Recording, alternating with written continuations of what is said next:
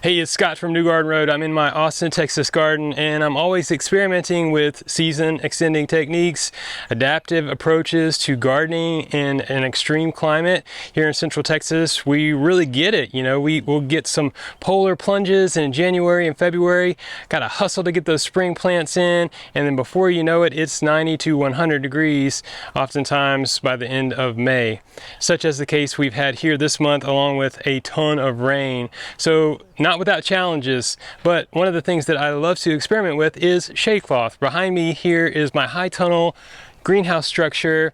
Now I've got a lot of tropicals, mainly turmeric, and some things that I'm propagating in here. It gets a lot of morning to midday sun. Let me take you inside, give you a little quick peek, because I've got a few plants in right now, not too many. I've got several varieties of turmeric, including some new ones here on the end. Yeah, got those from a friend. That's nice. And then this is the curry tree.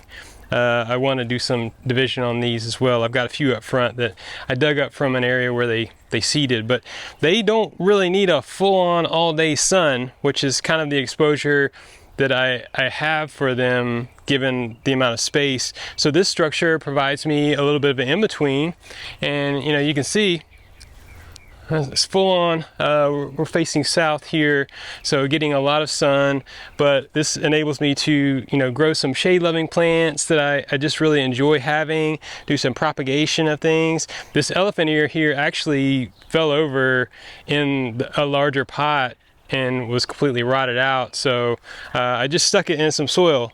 We'll see what happens, but this buffer zone under the shade cloth is going to be really good for it. Now I also want to show you one more thing, because I've got this larger shade structure here that I've put over my entire vegetable garden, and that's cool, but I did it on a budget, so it's just on bamboo stakes. This is the second summer we're going into.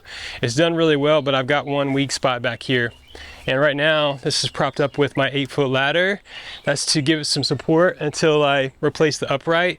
I think what's been happening here is, you know, I avoided putting some upright vertical structures on this end, and I've got 3 or 4 bamboo stakes that are just kind of hanging out there, and this has been the spot that I've having continued trouble with.